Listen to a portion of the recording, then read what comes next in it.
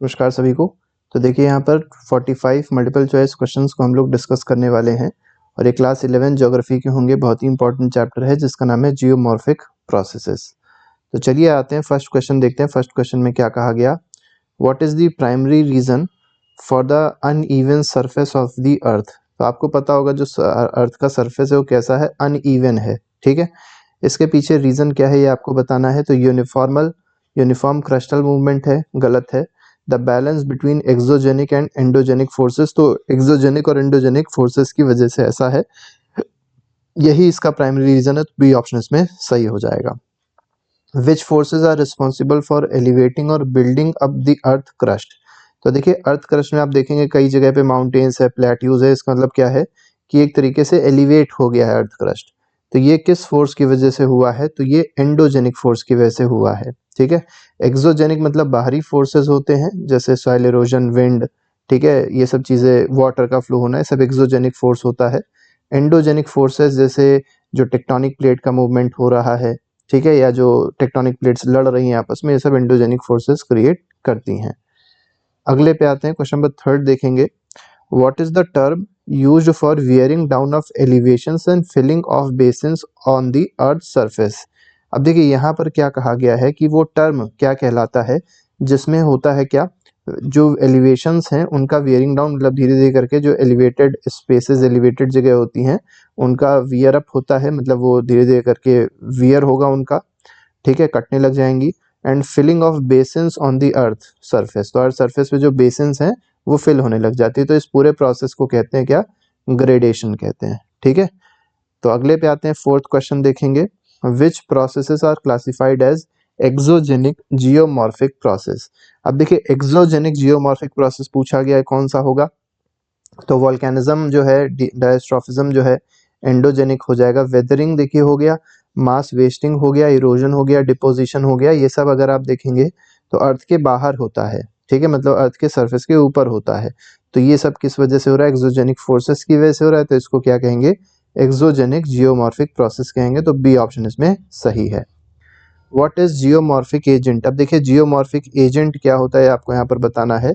तो process that changes the surface of earth, तो अर्थ के सरफेस को जो चेंज करे उसको क्या जियोमॉर्फिक एजेंट कहेंगे, नहीं।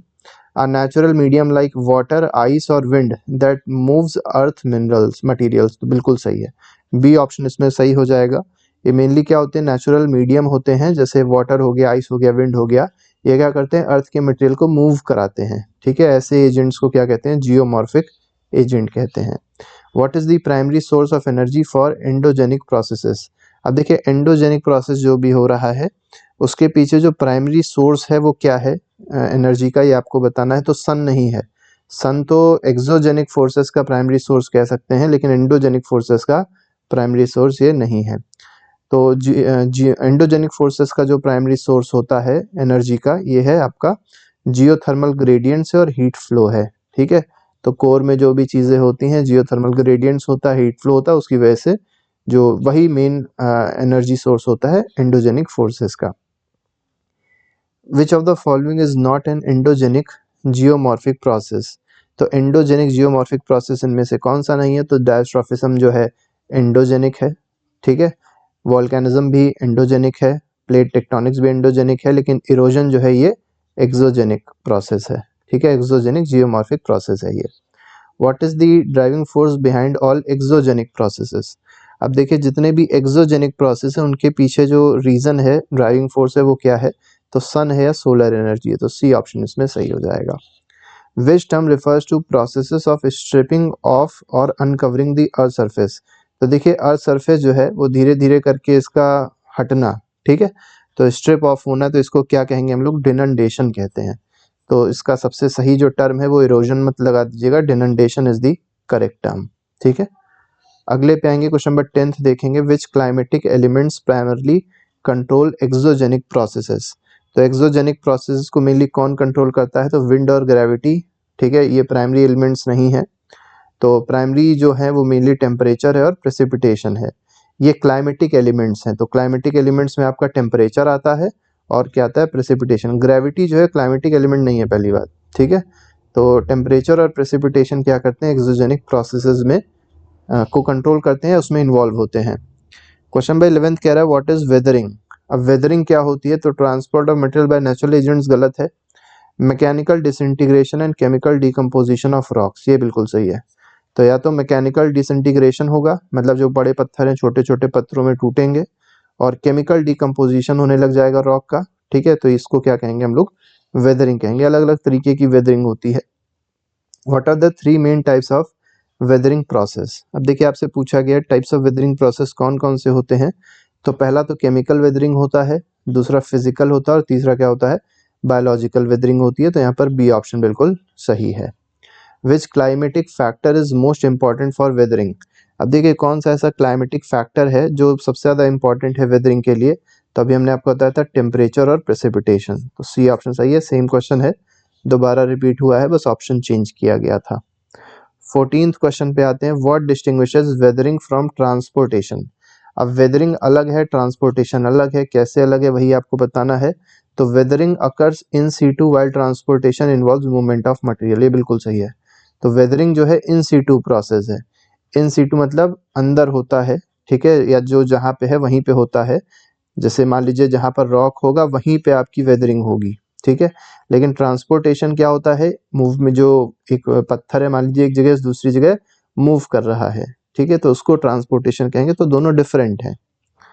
अगले में आते हैं, क्वेश्चन नंबर 15 देखेंगे, what type of weathering involves dissolving of mineral and rocks. तो जो मिनरल और रॉक होते हैं इनका डिसोल्यूशन अगर हो रहा है, ये डिसॉल्व हो रहे हैं किसी चीज में, किसी केमिकल में, उसको क्या कहा जाएगा, केमिकल वेदरिंग रेफर किया जाएगा। 16th क्वेश्चन देखिए क्या कह रहा है, which of the following is an example of endogenic process. अब एंडोजेनिक प्रोसेस का एग्जांपल पूछा है, तो इरोजन एक्सोजेनिक होगा, अर्थक्वेक जो है एंडोजेनिक होगा, ठीक है। Weathering by wind, deposition by glaciers, ये सब एक्सोजेनिक है, ठीक है। What is primary agent responsible for all down slope movement of matter. तो जो डाउन स्लोप मूवमेंट हो रहा है मैटर का, जो भी मैटर है वो नीचे जो मूव कर रहा है, उसके पीछे मेनली क्या इन्वॉल्व है, क्योंकि नीचे की डायरेक्शन में क्या लगती है, ग्रेविटी लगती है। अगले पे आते हैं, what is the term diastrophism refers to. अब देखिए डायस्ट्रॉफिज्म जो है इसका मतलब क्या होता है, ये यहाँ पर आपको बताना है। तो इरोजन कॉज्ड बाय वाटर गलत है, वोल्केनिक इरप्शन भी गलत है, मूवमेंट्स दैट बिल्ड और elevate parts of the earth crust, ये बिल्कुल सही है, ठीक है। तो अर्थ क्रस्ट के अलग अलग पार्ट ऊपर उठ जाते हैं, एलिवेट हो जाते हैं, तो इस मूवमेंट को, ठीक है, क्या कहते हैं, डायस्ट्रॉफिज्म कहा जाता है। Which of the following is not an example of exogenic process. अब एक्सोजेनिक प्रोसेस इसमें से कौन सा नहीं है, पूछा गया है कौन सा एंडोजेनिक है। तो वेदरिंग एक्सोजेनिक है, मास वेस्टिंग भी एक्सोजेनिक हो जाएगा, इरोजन भी एक्सोजेनिक है, लेकिन वोल्केनिज्म जो है ये एंडोजेनिक है। क्वेश्चन नंबर 21 पे आते हैं, which of the following processes is responsible for wearing down of earth surface. तो अर्थ सरफेस का जो वियर हो रहा है वो किस वजह से हो रहा है, किस प्रोसेस से हो रहा है, उस प्रोसेस को हम लोग ग्रेडेशन कहते हैं, ठीक है। What is the primary difference between orogeny and epeirogeny. देखिए ओरोजेनी और एपिरोजेनी में आपसे डिफरेंस पूछा गया है, दोनों में डिफरेंस क्या होता है। Orogeny causes continental uplift and epeirogeny forms mountain ranges, गलत है। अगले में दिया गया, orogeny deforms the crust into folds while epeirogeny involves simple crustal warping, ये बिल्कुल सही है। यही दोनों में मेन डिफरेंस है, ओरोजेनी में और एपिरोजेनी में। तो 22nd का बी ऑप्शन सही हो जाएगा। 23rd पे आते हैं, which term refers to breaking and disintegration of rocks without any chemical changes. देखिए केमिकल चेंजेस नहीं हो रहे हैं, लेकिन क्या हो रहा है, जो रॉक्स हैं, बड़े बड़े जो रॉक हैं वो ब्रेक हो रहे हैं, डिसइंटीग्रेट हो रहे हैं। तो जब केमिकल चेंज नहीं होगा तो उसको क्या कहेंगे, फिजिकल चेंज, तो मतलब फिजिकल वेदरिंग हो जाएगी वो। Which of the following is an example of geomorphic agent. अब इनमें से जियोमॉर्फिक एजेंट कौन सा है, तो फोल्ड माउंटेन्स एजेंट नहीं है, रनिंग वाटर जो है जियोमॉर्फिक एजेंट है, ठीक है। अगले पे आते हैं, the process by which earth surface material are removed and transported by natural agents. तो देखिए अर्थ के जो सरफेस का मटेरियल है वो रिमूव हुआ और ट्रांसपोर्ट हो गया नेचुरल एजेंट्स की वजह से। अभी नेचुरल एजेंट्स क्या हो सकते हैं, विंड हो सकता है, वाटर हो सकती है। तो इनके थ्रू जो ट्रांसपोर्टेशन हो रहा है और सरफेस का रिमूवल हो रहा है, इस पूरे प्रोसेस को क्या कहते हैं, इरोजन कहा जाता है। तो यहाँ पर सी ऑप्शन सही हो जाएगा। What is the primary driving force behind all exogenic. देखिए एक्सोजेनिक प्रोसेसेस जो हैं उनका जो प्राइमरी ड्राइविंग फोर्स है वो सोलर एनर्जी तो है ही है, और उसके साथ ही साथ ग्रेविटी भी है। तो यहाँ पर बी ऑप्शन सही है, ठीक है। Which process refers to loosening and weakening of rocks due to temperature changes and frost action. देखिए टेम्परेचर में चेंज आया, फ्रॉस्ट एक्शन हुआ, तो इसकी वजह से जो वेदरिंग है वो किस तरीके की वेदरिंग कहलाएगी, आप यहाँ पर बताना है, तो इसको फिजिकल वेदरिंग कहेंगे। ठीक है, अगले पे आते हैं, what is the ultimate result of prolonged weathering and erosion over time. देखिए प्रोलॉन्ग बहुत दिनों तक वेदरिंग होती रही, इरोजन होता रहा, तो इसकी वजह से होगा क्या, क्या नए माउंटेन्स क्रिएट हो जाएंगे, नई माउंटेन रेंज क्रिएट नहीं होंगी, uniform levelling of the earth surface हो जाएगा। देखिए जो बड़े बड़े माउंटेन्स थे, प्लेट्यूज थे, वो कटने लग जाएंगे, और जो जगह खाली थी वो वहाँ पे वो सारी चीज़ें वहाँ भरने लग जाएगी, तो क्या हो जाएगा, सारा जो अर्थ है, अर्थ का जो सरफेस है वो सब एक ही तरीके का हो जाएगा, यूनिफॉर्म लेवल में आ जाएगा। ठीक है, 29th पे आते हैं, which level of weathering is primarily influenced by activities of living organisms. तो लिविंग ऑर्गेनिजम्स की वजह से जो वेदरिंग इफेक्ट होती है, या वेदरिंग जो होती है लिविंग ऑर्गेनिज्म की एक्टिविटीज की वजह से, उसको बायोलॉजिकल वेदरिंग कहते हैं। अगले पे आते हैं, why are variations in earth surface not evened out completely. तो देखिए वेरिएशंस जो है वो पूरी तरीके से खत्म क्यों नहीं होते हैं, ये यहाँ पर आपको बताना है। इवेंट आउट मतलब सब एक सा, मतलब जैसे मान लीजिए अर्थ है तो कुछ जगह पे अर्थ उठा हुआ दिखेगा, कुछ जगह नीचे दिखेगा, कुछ जगह प्लेट्यू दिखेंगे, कुछ जगह फिर ओशनिक बॉटम दिखाई पड़ेगा। तो ये पूछा गया है, ये कभी इवनली स्प्रेड क्यों नहीं हो पा रहा है। तो exogenic process are stronger than endogenic, बिल्कुल गलत है। Exogenic and endogenic forces work in opposition maintaining variations, यही बिल्कुल सही है। ये दोनों फोर्सेस जो है क्या करते हैं, अपोजिशन में लगते हैं, एक बढ़ता है तो दूसरा उसको क्या कर देता है, अपोज कर देता है, और इस वजह से मेंटेन जो वेरिएशंस हैं वो बने रहते हैं। ठीक है, बैलेंस एक बना रहता है। Which of the following process involve the decomposition of rocks through chemical reactions? तो decomposition of rock हो रहा है chemical reactions की वजह से, इस process को क्या कहेंगे, solution कहेंगे। ठीक है, the process of carbonation during chemical weathering is most effective in areas with। देखिए जो कार्बोनेशन है ये सबसे ज़्यादा इफेक्टिव कहाँ पर होता है, तो ये हाई ह्यूमिड एरियाज में होगा जहाँ पर प्रेजेंस ऑफ कार्बन डाइऑक्साइड होगी। सी ऑप्शन इसमें सही है। ठीक है, तो केमिकल वेदरिंग वहाँ पर होगी। अगले पे आते हैं, which of the following is not a chemical weathering process. इनमें से कौन सा केमिकल वेदरिंग प्रोसेस नहीं है, ये यहाँ पर आपको बताना है।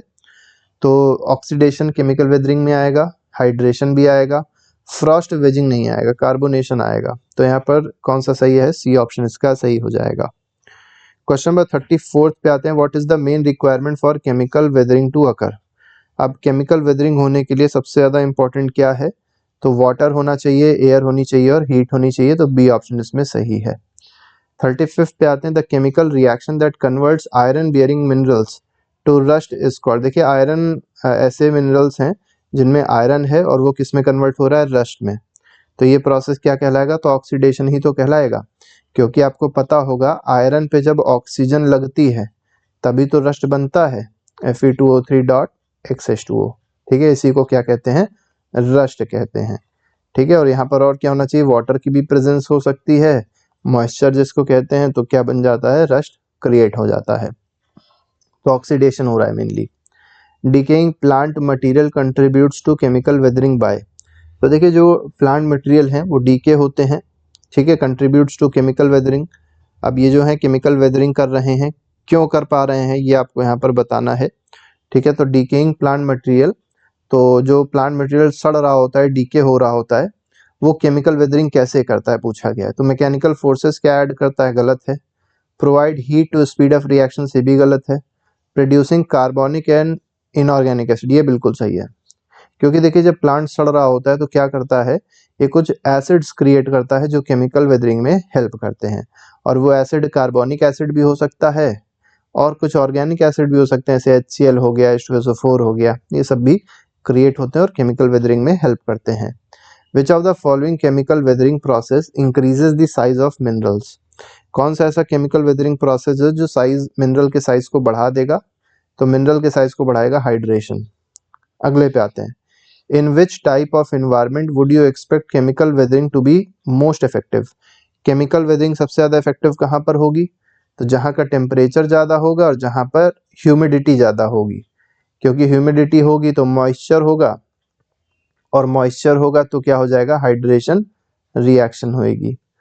ठीक है, और आपको पता होगा जब टेम्परेचर ज़्यादा होता है तो रिएक्शन का जो रेट होता है, केमिकल रिएक्शन का रेट, वो भी क्या हो जाता है, बढ़ जाता है। इसी वजह से जहाँ टेम्परेचर ज़्यादा होता है और जहाँ मॉइस्चर का कंटेंट ज़्यादा होता है वहाँ केमिकल वेदरिंग भी ज़्यादा होती है। ठीक है। What happens to silica during desilication in wet equatorial region? तो सिलिका का क्या हो जाता है उसके बारे में पूछा गया है। तो कब की बात करी गई है, ड्यूरिंग डीसिलिकेशन, जब डीसिलिकेशन होता है वेट इक्वेटोरियल रीजन में। ठीक है, यहाँ पर आपको बताना है क्या आंसर होगा। It accumulates in upper soil layer, बिल्कुल गलत है। ठीक है, अब वेट इक्वेटोरियल रीजन है तो क्या होगा, जो सिलिका होगा वो रिमूव हो जाएगा, वहां से वो हट जाएगा, बाकी मिनरल्स भी हटेंगे, उसके साथ साथ सिलिका भी बह जाएगा, ऐसे समझ सकते हैं इसको। The production of humic and carbonic acid in soil primarily aids to.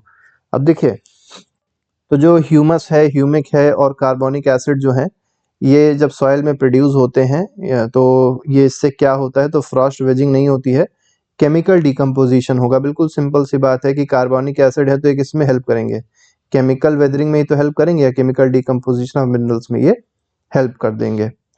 41st question पे आते हैं। 41st क्वेश्चन देखेंगे ये क्या कह रहा है, इसमें देखिए क्या कहा गया।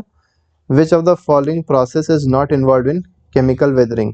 अब केमिकल वेदरिंग में कौन सा प्रोसेस इन्वॉल्व नहीं है, तो कार्बोनेशन इन्वॉल्व होता है, हाइड्रेशन भी इन्वॉल्व होता है, ऑक्सीडेशन भी इन्वॉल्व होता है, एब्रेशन नहीं इन्वॉल्व होता है।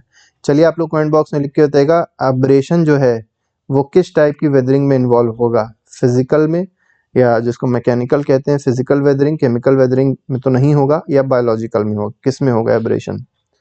What is the role of carbon dioxide in chemical weathering. अब कार्बन डाइऑक्साइड का रोल क्या है केमिकल वेदरिंग में, तो आपको पता होगा। देखिए CO2 जो है ये रिलीज हुआ जब डिकम्पोजिशन हुआ किसी प्लांट का या एनिमल रिमेन्स का, तो CO2 प्रोड्यूस, CO2 ऊपर जाएगी, और जब CO2 ऊपर जाएगी तो बादलों से मिलेगी, और बादल में है क्या, वाटर है, तो वाटर और कार्बन डाइऑक्साइड की रिएक्शन हो जाएगी और बना देगा क्या, कार्बोनिक एसिड बना देगा, कार्बोनिक एसिड बना देगा। और कार्बोनिक एसिड का फॉर्मूला होता है H2CO3, और ये कार्बोनिक एसिड क्या करेगा केमिकल वेदरिंग में और तेजी से इंक्रीज करेगा केमिकल वेदरिंग को। It reacts with water to form carbonic acid which dissolves minerals, तो सी ऑप्शन इसमें बिल्कुल सही है। Which mineral process is directly associated with hydration. तो कौन सा मिनरल प्रोसेस ऐसा है जो हाइड्रेशन से डायरेक्टली लगा हुआ है, जुड़ा हुआ है, एसोसिएटेड है। तो एडिशन ऑफ ऑक्सीजन गलत है, रिएक्शन विद कार्बोनिक एसिड भी गलत है। Absorption of water molecules into mineral structure, तो मिनरल स्ट्रक्चर में क्या होता है, वाटर मॉलिक्यूल्स एब्जॉर्ब हो जाते हैं। ठीक है, तो ये एक प्रोसेस क्या, हाइड्रेशन है, और ये किसका पार्ट है, केमिकल वेदरिंग का पार्ट है। इसको आप फिजिकल वेदरिंग में मत समझ लीजिएगा। Oxidation in weathering primarily affects which elements in mineral.